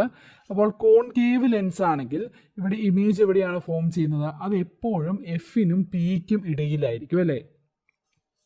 കോൺകേവ് ലെൻസ് ആണെങ്കിൽ എപ്പോഴും എന്താണ് സംഭവിക്കുന്നത്? ഈ പറയുന്ന നമ്മുടെ ഇമേജ് ഫോം ചെയ്യുന്നത് അത് എഫിനും പിക്കും ഇടയിലായിരിക്കും. അതിൻ്റെ പ്രത്യേകത അത് മിഥ്യയായിരിക്കും അല്ലേ, മിഥ്യയായിരിക്കും. അതുപോലെ തന്നെ നിവർന്നതാണ്, മിഥ്യയായിരിക്കും, നിവർന്നതായിരിക്കും, വസ്തുവിനേക്കാൾ ചെറുതായിരിക്കും. അതൊന്ന് അറിഞ്ഞു വെക്കുക കേട്ടോ. ആണ് കോൺകേവ് ലെൻസ് രൂപീകരിക്കുന്ന പ്രതിബിംബത്തിൻ്റെ പ്രത്യേകത. അതുപോലെ കോൺകേവ് ദർപ്പണത്തിൻ്റെ ഫോക്കൽ ലെന്ത് എങ്ങനെയായിരിക്കും? നെഗറ്റീവായിരിക്കും. കോൺവെക്സ് ദർപ്പണത്തിൻ്റെ ആണെങ്കിൽ അത് പോസിറ്റീവായിരിക്കും. ഇനി F = 1/v മൈനസ് 1/u ഇതാണ് ലെൻസ് സമവാക്യം എന്നറിയപ്പെടുന്നത്. ഇതിനു മുമ്പ് നമ്മൾ മിററിൻ്റെ ഒരു സമവാക്യം പഠിച്ചിട്ടുണ്ടായിരുന്നു. ദർപ്പണത്തിൻ്റെ കാര്യത്തിൽ സമവാക്യം പഠിച്ചിരുന്നത് F ഈസ് ഈക്വൽ ടു എന്താണ്, അത് 1/u പ്ലസ് 1/v ആണ് കേട്ടോ. ഇത് എന്താണ്, നമ്മുടെ മിററിൻ്റേതാണ് അഥവാ ദർപ്പണത്തിൻ്റേതാണ്. ഇപ്പോൾ നമ്മൾ 1/f is equal to 1/v minus 1/u എന്നത് ലെൻസിൻ്റെ സമവാക്യമാണ്. അത് പഠിച്ചു വെക്കണം. 1/v മൈനസ് 1/u ആണ്. അപ്പോൾ ഇവിടെ നോക്കാം, ഒരു കോൺവെക്സ് ലെൻസിന് മുന്നിൽ 15 സെൻറ്റിമീറ്റർ അകല വസ്തു വെച്ചപ്പോൾ ലെൻസിൽ നിന്ന് 30 സെൻറ്റിമീറ്റർ അകലെയായി യഥാർത്ഥ പ്രതിബിംബം ലഭിച്ചു. ഈ ലെൻസിൻ്റെ ഫോക്കസ് ദൂരം കണ്ടെത്താൻ പറഞ്ഞിട്ടുണ്ട്. അപ്പോൾ u ഈസ് ഈക്വൽ ടു എത്രയാണ്, ലെൻസിൻ്റെ മുന്നിൽ 15 സെൻറ്റിമീറ്റർ അകലെ വസ്തു വെച്ചപ്പോൾ ലെൻസിൽ നിന്ന് 30 സെൻറ്റിമീറ്റർ അകലെയായി യഥാർത്ഥ പ്രതിബിംബമാണ് പറഞ്ഞിട്ടുള്ളത്. അപ്പോൾ നമ്മൾ ന്യൂ കാർട്ടീഷ്യൻ ചിഹ്നരീതി അനുസരിച്ച് ഇവിടെ u is equal to minus 15 centimetre വരും, v is equal to plus 30 centimetre വരും. അത് നമ്മളിവിടെ സബ്സ്റ്റിറ്റ്യൂട്ട് ചെയ്ത് കഴിയുമ്പോൾ നമുക്ക് ആൻസർ 10 സെൻറ്റിമീറ്റർ എന്ന് വരും അല്ലേ. ജസ്റ്റ് ഈ ഇക്വേഷൻ സബ്സ്റ്റിറ്റ്യൂട്ട് ചെയ്താൽ മതി. F is equal to U V divide by U minus V ആണ് കേട്ടോ ഇക്വേഷൻ. അല്ലെങ്കിൽ 1/f is equal to 1/v minus 1/u ആണ്. ഇത് ലെൻസ് സമവാക്യമാണ്. ഈ ദർപ്പണത്തിൻ്റെ പഠിക്കുമ്പോൾ 1/f is equal to 1/u plus 1/v എന്ന് പറയുന്ന സമവാക്യം മറക്കാതെ പഠിച്ചു വയ്ക്കുക. ഇനി ഒരു കോൺകേവ് ലെൻസിൻ്റെ ഫോക്കസ് ദൂരം 20 സെൻറ്റിമീറ്റർ ആണ്. ഈ ലെൻസിൽ നിന്നും 30 സെൻറ്റിമീറ്റർ അകലെയായി ഒരു വസ്തു വെച്ചാൽ ലഭിക്കുന്ന പ്രതിബിംബത്തിലേക്കുള്ള അകലം കണക്കാക്കുക. അപ്പോൾ കോൺകേവ് ദർപ്പണമാണ്. അപ്പോൾ ഓർത്ത് വയ്ക്കുക, കോൺകേവ് ദർപ്പണമാണെങ്കിൽ നമ്മുടെ ഇമേജ് ഫോം ചെയ്യുന്നതും അതുപോലെ തന്നെ വസ്തു വയ്ക്കുന്നതും നമ്മുടെ ഈ ഇടതുവശത്താണ് അല്ലേ. അതുകൊണ്ട് തന്നെ നമ്മൾ ന്യൂ കാർട്ടീഷ്യൻ ചിഹ്നരീതി അനുസരിച്ച് നമ്മൾ കാൽക്കുലേറ്റ് ചെയ്യുമ്പോൾ ഇവിടെ U is equal to minus 30 centimetre ആണ്. മൈനസ് 30 സെൻറ്റിമീറ്റർ ആണ്. അതുപോലെ തന്നെ നമ്മുടെ എഫ് എന്ന് വെച്ചാൽ ഫോക്കസ് മുഖ്യ ഫോക്കസ് ഫോം ചെയ്യുന്നതും എന്താണ്, നമുക്ക് ഈ വശത്താണ്, ഇടതുവശത്താണ്. അതുകൊണ്ട് തന്നെ അത് മൈനസ് ആയിട്ട് നമ്മൾ ഇവിടെ എടുക്കണം. ന്യൂ കാർട്ടീഷ്യൻ ചിഹ്നരീതി അനുസരിച്ച് -20 എന്ന് നമ്മളവിടെ സെലക്ട് ചെയ്യണം. അപ്പോൾ നമുക്ക് 1/f is equal to 1/v. v നമുക്കറിയത്തില്ല. മൈനസ് 1/uവിന് വരെ -30 കൊടുക്കുക, അല്ലെങ്കിൽ എഫിന് വരെ നമുക്ക് -20 കൊടുക്കാം. ഇത് കാൽക്കുലേറ്റ് ചെയ്ത് കഴിയുമ്പോൾ നമുക്ക് answer v is equal to -12 centimetre എന്ന് കിട്ടും. ഇനി മാഗ്നിഫിക്കേഷൻ അഥവാ ആവർത്തനം നോക്കാം. വസ്തുവിൻ്റെ ഉയരത്തെ അപേക്ഷിച്ച് പ്രതിബിംബത്തിൻ്റെ ഉയരം എത്ര മടങ്ങാണെന്ന് സൂചിപ്പിക്കുന്നതാണ് ആവർത്തനം. ഇത് കഴിഞ്ഞ ചാപ്റ്ററിൽ നമ്മൾ പറഞ്ഞിട്ടുണ്ട്. കഴിഞ്ഞ ചാപ്റ്റർ എല്ലാവരും പഠിക്കണം കേട്ടോ, ഇതുമായിട്ട് കമ്പയർ ചെയ്ത് പഠിക്കണേ. അപ്പോൾ ആവർത്തനം അഥവാ മാഗ്നിഫിക്കേഷൻ ആണെങ്കിൽ വസ്തുവിൻ്റെ ഉയരത്തെ അപേക്ഷിച്ച് പ്രതിബിംബത്തിൻ്റെ ഉയരം എത്ര മടങ്ങാണെന്ന് സൂചിപ്പിക്കുന്നു. അപ്പോൾ പ്രതിബിംബത്തിൻ്റെ ഉയരമാണെങ്കിൽ ഹൈറ്റ് ഓഫ് ഇമേജ് നമുക്ക് HI എന്നും, വസ്തുവിൻ്റെ ഉയരമാണെങ്കിൽ ഹൈറ്റ് ഓഫ് ഒബ്ജക്റ്റ് നമുക്ക് HO എന്നും റെപ്രസെൻ്റ് ചെയ്യുകയാണെങ്കിൽ നമുക്കിങ്ങനെ HI/HO എന്ന് നമുക്കിവിടെ എഴുതാം. അതാണ് ആവർത്തനം. ഇത് വസ്തുവിലേക്കുള്ള അകലം ബൈ പ്രതിബിംബത്തിലേക്കുള്ള അകലം എന്നിവ പരിഗണിച്ചാലും നമുക്ക് ആവർത്തനം കണ്ടുപിടിക്കാം. അതിന് m is equal to v/u എന്ന് പറയുന്ന ഇക്വേഷനും യൂസ് ചെയ്യാം. ഇനി നമ്മൾ ആവർത്തനം ദർപ്പണത്തിൻ്റെ കാര്യത്തിൽ പഠിച്ചിട്ടുണ്ട്. ദർപ്പണത്തിൻ്റെ കാര്യത്തിൽ പഠിക്കുകയാണെങ്കിൽ ആവർത്തനം m ഈസ് ഈക്വൽ ടു എങ്ങനെ വരും, HI/HO is equal to -v/u എന്നതാണ് നമ്മുടെ ദർപ്പണത്തിലെ ആവർത്തനത്തിൻ്റെ ഇക്വേഷൻ. ഇവിടെ മൈനസ് ഇല്ല, v/u ഉള്ളത്. കമ്പയർ ചെയ്ത് പഠിക്കാമല്ല, നിങ്ങൾക്ക് ബുദ്ധിമുട്ടുണ്ടാവും. ഇതാണ് നമ്മൾ ലെൻസിൻ്റെ കാര്യം പറഞ്ഞത്. ലെൻസിൻ്റെ കേസിലാണെങ്കിൽ ആവർത്തനം പഠിക്കുമ്പോൾ നമുക്ക് v/u എന്ന് പറയുന്ന ഇക്വേഷൻ യൂസ് ചെയ്യാം, അല്ലെങ്കിൽ HI/HO എന്ന് പറയുന്ന ഇക്വേഷൻ യൂസ് ചെയ്യാം. ഇനി ആവർത്തനം ഒരു അനുപാത സംഖ്യയാണ് അല്ലേ. ഇതിൻ്റെ പോസിറ്റീവ് നെഗറ്റീവ് ചിഹ്നങ്ങൾ പ്രതിബിംബത്തിൻ്റെ സവിശേഷതയെ സൂചിപ്പിക്കുന്നു. ആവർത്തനം നെഗറ്റീവ് ആണെങ്കിൽ പ്രതിബിംബം യഥാർത്ഥവും തലകീഴായതുമായിരിക്കും. മിഥ്യയും നിവർന്നതുമായ പ്രതിബിംബമാണെങ്കിൽ ആവർത്തനം പോസിറ്റീവ് ആയിരിക്കും. കാരണം മുഖ്യ അക്ഷരത്തിന് മുകളിലേക്ക് നാം അളക്കുന്നത് പോസിറ്റീവായും താഴേക്ക് അളക്കുന്നത് നെഗറ്റീവുമായിട്ടാണ്. അതുകൊണ്ടാണ് ഇവിടെ ഇങ്ങനെ നമുക്ക് പറയാൻ പറ്റുന്നത്. അപ്പോൾ ആവർത്തനം പോസിറ്റീവ് ആണെങ്കിൽ എന്താണ്, പ്രതിബിംബം യഥാർത്ഥവും തലകീഴുമായിരിക്കും. ആവർത്തനം നെഗറ്റീവ് ആണെങ്കിൽ പ്രതിബിംബം യഥാർത്ഥവും തലകീഴായതുമായിരിക്കും. ആവർത്തനം പോസിറ്റീവ് ആണെങ്കിൽ എന്ത് സംഭവിക്കുന്നു, പ്രതിബിംബം മിഥ്യയും നിവർന്നതുമായിരിക്കും. അത് മാറിപ്പോരുത്. ഇതിൻ്റെ നേരെ ഓപ്പോസിറ്റാണ് നമ്മൾ ഈ പറയുന്ന ദർപ്പണത്തിൻ്റെ കേസിൽ പഠിക്കുന്നത്. അതൊന്ന് ഓർത്തു വയ്ക്കണം. ഇനി ഒരു ലെൻസിൽ നിന്ന് 30 സെൻറ്റിമീറ്റർ അകലെയായി 3 സെൻറ്റിമീറ്റർ ഉയരമുള്ള വസ്തു വെച്ചപ്പോൾ 60 സെൻറ്റിമീറ്റർ അകലെയായി രൂപപ്പെടുന്ന യഥാർത്ഥ പ്രതിബിംബത്തിൻ്റെ ഉയരമാണ് കണ്ടെത്തേണ്ടത്. ലെൻസിൽ നിന്ന് 30 സെൻറ്റിമീറ്റർ അകലെയായി വസ്തു വെച്ചിട്ടുണ്ട്. അപ്പോൾ u is equal to -30 centimetre ആണ്. അപ്പോൾ 60 സെൻറ്റിമീറ്റർ അകലെയായി രൂപപ്പെടുന്ന യഥാർത്ഥ പ്രതിബിംബമാണ്. യഥാർത്ഥ പ്രതിബിംബം രൂപം കൊള്ളുന്നത് ഏത് ലെൻസിലാണ്, കോൺവെക്സ് ലെൻസിലാണ് അല്ലേ. രൂപം കൊള്ളുന്നത് ഈ ഒരു ഡയറക്ഷനിൽ ഇവിടെ ആയിരിക്കും. അപ്പോൾ അതുകൊണ്ട് തന്നെ ഇത് +60 എന്ന് ഇത് നമുക്ക് ആ ഒരു തിയറി അറിയാമെങ്കിൽ മാത്രമേ ഇതിൻ്റെ സൈൻ നമുക്ക് കറക്റ്റായിട്ട് കൊടുക്കാൻ പറ്റത്തുള്ളൂ. ബി = +60 അവിടെ സബ്സ്റ്റിറ്റ്യൂട്ട് ചെയ്യുന്നു. ഹൈറ്റ് ഓഫ് ഒബ്ജക്റ്റ് 3 സെൻറ്റിമീറ്റർ ആണ് ഇവിടെ പറഞ്ഞിട്ടുണ്ട്. ഹൈറ്റ് ഓഫ് ഇമേജ് ആണ് കണ്ടെത്തേണ്ടത്. നമുക്ക് m = v/u എന്ന് പറയുന്ന ഇക്വേഷൻ ഉണ്ട്. v ആണെങ്കിൽ 60 ആണ്, u ആണെങ്കിൽ -30 ആണ്. അപ്പോൾ -2 നമുക്കിവിടെ ആൻസർ കിട്ടി. ഇനി m = -h/3 ഇവിടെ അല്ലെങ്കിൽ നമുക്കിങ്ങനെ എങ്ങനെ സബ്സ്റ്റിറ്റ്യൂട്ട് ചെയ്യാം? m = hi/ho കൊടുക്കാം.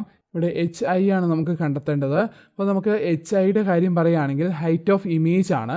ഇവിടെ പറഞ്ഞിട്ടുണ്ട് യഥാർത്ഥ പ്രതിബിംബമാണ് രൂപം കൊള്ളുന്നത്, അതുകൊണ്ട് തന്നെ തലകീഴായിട്ടുള്ള പ്രതിബിംബമായിരിക്കും. അപ്പോൾ നമുക്ക് HIക്ക് നമുക്ക് മൈനസ് എന്ന് പറയുന്ന ആ ഒരു സൈൻ കൊടുക്കണം, എന്നാൽ നമുക്ക് കറക്റ്റായിട്ടുള്ള വാല്യൂ കിട്ടത്തുള്ളൂ. അപ്പോൾ നമുക്ക് എന്താണ് m = hi/hoയ്ക്ക് നമുക്ക് HI എന്താണോ ആ വാല്യൂ നമുക്കറിയത്തില്ല. എമ്മിൻ്റെ വാല്യൂ നമുക്കറിയാം -2 ആണ്. -HI എന്ന് നമുക്ക് അവിടെ കൊടുക്കണം. കാരണം എന്താണ് ഹൈറ്റ് ഓഫ് ഇമേജ് തലകീഴായിട്ടുള്ളതുകൊണ്ടാണ് ന്യൂ കാർട്ടീഷ്യൻ ചിഹ്ന രീതി അനുസരിച്ച് നമ്മൾ മൈനസ് സൈൻ എടുത്തിട്ടുള്ളത്, നെഗറ്റീവ് സൈൻ എടുത്തിട്ടുള്ളത്. ഇനി ഹൈറ്റ് ഓഫ് ഒബ്ജക്റ്റ് 3 ആണ്. അപ്പോൾ നമുക്കിവിടെ മൈനസ് ഇവിടെ ക്യാൻസലായി പോകുന്നു. അതുകൊണ്ട് ഹൈറ്റ് ഓഫ് ഇമേജ് = 6 എന്ന് നമുക്കിവിടെ ലഭിക്കും അല്ലേ. അടുത്ത് നോക്കാം.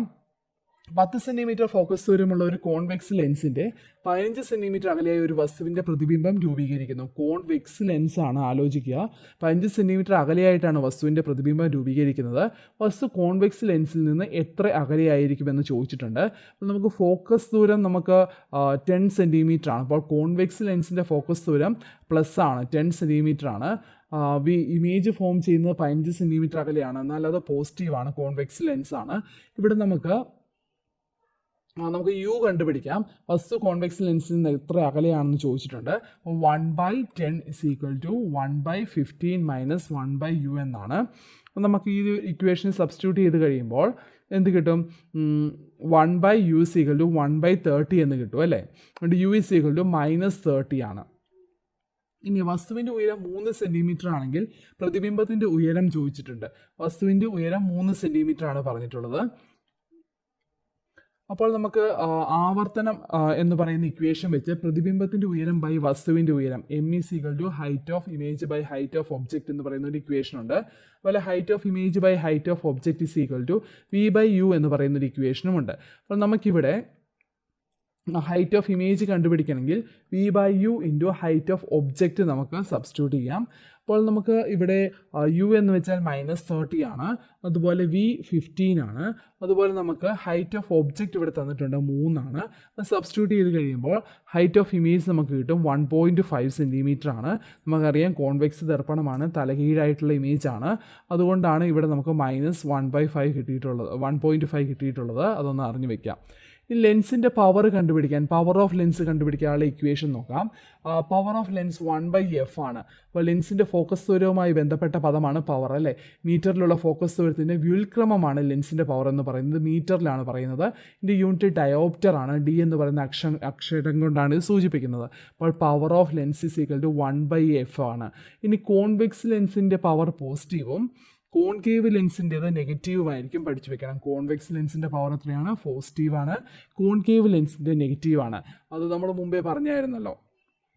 ഈ എഫിനെ വെച്ച് നമ്മൾ പറഞ്ഞിട്ടുണ്ടായിരുന്നു. കോൺവെക്സ് ലെൻസിൻ്റെ എഫ് ഫോക്കൽ ലെന്ത് പോസിറ്റീവ് ആയിരിക്കും, കോൺകേവ് ദർപ്പണത്തിൻ്റെ ആണെങ്കിൽ നെഗറ്റീവ് ആയിരിക്കും. അതുപോലെ തന്നെയാണ് കോൺവെക്സ് ലെൻസിൻ്റെ പവർ പോസിറ്റീവും കോൺകേവ് ലെൻസിൻ്റെ നെഗറ്റീവുമായിരിക്കും. ഓർത്ത് വയ്ക്കുക. ഇനി ഒരു കാര്യം കൂടെ അറിഞ്ഞു വെക്കണം.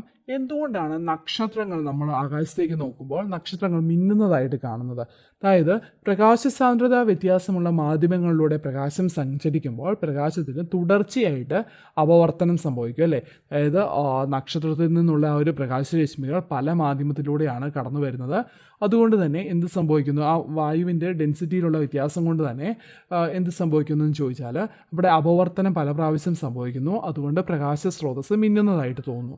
അതായത് അന്തരീക്ഷത്തിലെ വിവിധ പാളികളിലൂടെ പ്രകാശം കടന്നു വരുമ്പോൾ ഓരോ അന്തരീക്ഷ പാളിക്കും വ്യത്യസ്ത അപവർത്തനാങ്കമുള്ളതുകൊണ്ടാണ് ഇവിടെ തുടർച്ചയായിട്ട് അപവർത്തനം സംഭവിക്കുന്നത്. നക്ഷത്രം വളരെ അകലെ ആയതുകൊണ്ട് അതൊരു ബിന്ദു സ്രോതസ്സ് പോലെ അനുഭവപ്പെടുകയാണ് നമുക്ക്. അതിൽ നിന്ന് വരുന്ന പ്രകാശരശ്മി അപവർത്തനം കഴിഞ്ഞ് കണ്ണിലെത്തുമ്പോൾ പല ബിന്ദുക്കളിൽ നിന്ന് വരുന്നത് പോലെ തോന്നും. അതാണ് നക്ഷത്രത്തിൻ്റെ മിന്നിത്തിളക്കത്തിന് കാരണമായിട്ടുള്ളത്. അത് റിഫ്രാക്ഷൻ്റെ ഒരു എക്സാമ്പിളാണ് ഈ നക്ഷത്രങ്ങളുടെ മിന്നിത്തിളക്കം. അതൊന്ന് അറിഞ്ഞു വയ്ക്കാം. അത്രയും ബേസിക് ആയിട്ടുള്ള കാര്യങ്ങൾ അറിഞ്ഞാൽ മതി. അപ്പോൾ ഇത്രയാണ് ഈ ഒരു ചാപ്റ്ററിലുള്ളത്. വളരെ ഇമ്പോർട്ടൻ്റ് ആയിട്ടുള്ള ചാപ്റ്ററാണ്, നന്നായിട്ട് പഠിച്ചു വെക്കണം. ഈ ചാപ്റ്റർ ഇതിന് മുമ്പത്തെ ചാപ്റ്ററും തമ്മിൽ കൺഫ്യൂസ്ഡ് ആവരുത്. പഠിക്കുമ്പോൾ രണ്ടും കൂടെ കമ്പയർ ചെയ്ത് പഠിക്കുക, ഇക്വേഷൻസ് ഒന്നും മാറിപ്പോവാതെ. അതുപോലെ വീഡിയോ ഇഷ്ടമായ ലൈക്ക് ചെയ്യുക, കമൻറ്റ് ചെയ്യാനും മറക്കരുത്. ചാനൽ സബ്സ്ക്രൈബ് ചെയ്യുക. അതുപോലെ നിങ്ങളുടെ ഫ്രണ്ട്സൊക്കെ പഠിക്കുന്നുണ്ടെങ്കിൽ അവർക്കൂടെ ഷെയർ ചെയ്യുക. നമുക്ക് അടുത്ത വീഡിയോയിൽ മറ്റൊരു ചാപ്റ്ററുമായിട്ട് കാണാം. Thank you.